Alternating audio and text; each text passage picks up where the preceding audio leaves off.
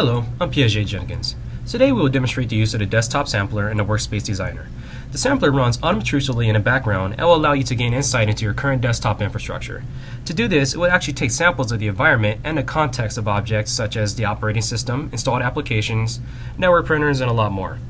This will give you an accurate snapshot of your current environment and will assist in converting the environment into a managed environment using the Workspace Designer.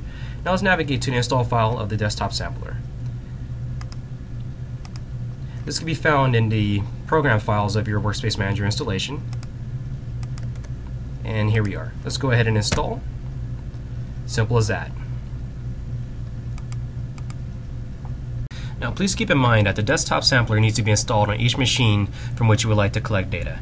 So if you installed a sampler on each of the desktops within your environment, it will give you the most accurate portrayal of what your environment looks like as of the date of the sampling data was taken.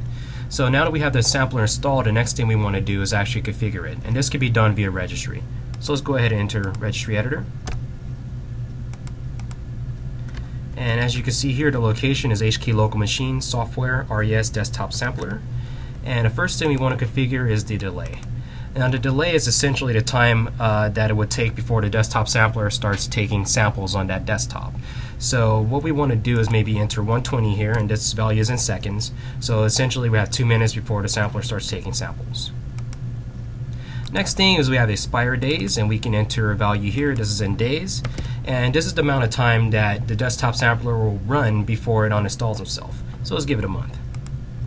Then here, the install date is today, 6/2/2011, and then we have the sample path.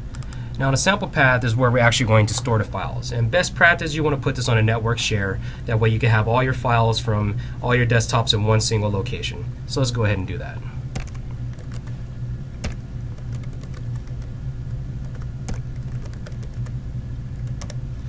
And there we go. Now that we have it configured, let's take a look at our sample files.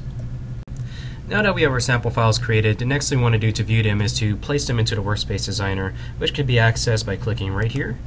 And essentially what the Workspace Designer does is that it takes those objects, those sample files, and it helps you create workspaces out of those objects. So let's go ahead and click Next. And here you can see that we can create workspaces based on directory services, locations devices, applications, data sources, drive and port mappings, drive substitutes, and printers. So let's take a look at the applications that we were able to gather from our samples. Now here is where we stored our samples, and as you can see, we have our sample from today, as well as a bunch of other sample files that I've included just so that we have a good range to choose from. So let's go ahead and select all of these and let's open them. So now that we have 15 sample files, which means 15 desktops we can take a look at, let's go ahead and take a look there. Now as we see that we have a lot of different applications here. If you want to narrow this down just a little bit to the applications that are most used, you can click this box here that says only show recently used applications within 30 days, or you can change that.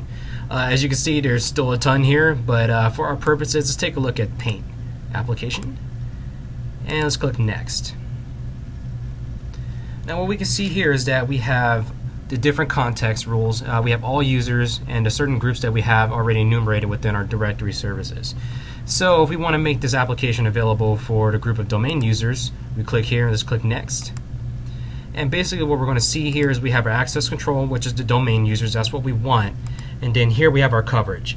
And the coverage is essentially the percentage of users who currently have the application, and we'll keep it with the suggested setting. So as you can see here, these are all the people that have the current application, which is 92% of our sample population.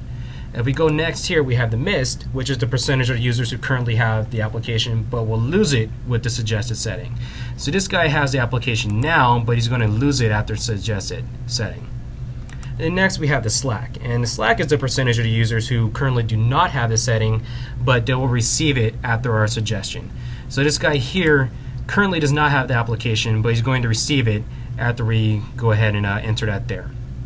Now if we want to make sure to remove any missing users and remove any slack, we want to go ahead and check this box down here, and now no one's missed. And we have 100% coverage and only 7% slack, which is still just this guy, and which we can fix later via access control if we would like. So let's go ahead and click Next. And then you can place it in wherever you want in the start menu. You have your menu history here, so you can go ahead and place that there. and it shows the application. Of course, we have the access control, which is already populated for us based on the choices that we made in the previous window there. We can also add any workspace containers if we would like. And if we want to analyze another application before we finish this process, you can click this button here, but since we're only going to do one at the moment, let's go ahead and finish.